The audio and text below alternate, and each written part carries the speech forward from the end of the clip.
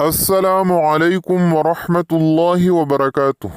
انشاءاللہ اس ویڈیو میں سورہ سجدہ کے فضائل سیکھیں گے۔ شروع کرتے ہیں۔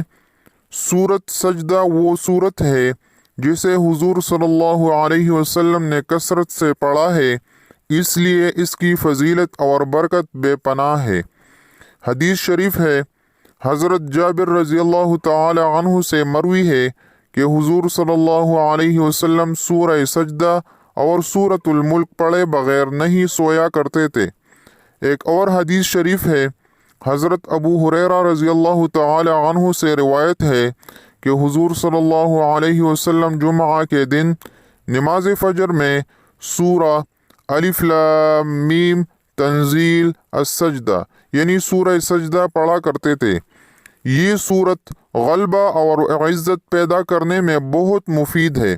اگر کوئی شخص ملازمت کرتا ہو اور اس کے افسران بالا اس سے خفگی اور سختی سے پیش آتے ہوں تو اسے چاہیے کہ 7 روز تک بعد نماز فجر اس صورت کو 3 مرتبہ روزانہ پڑھے۔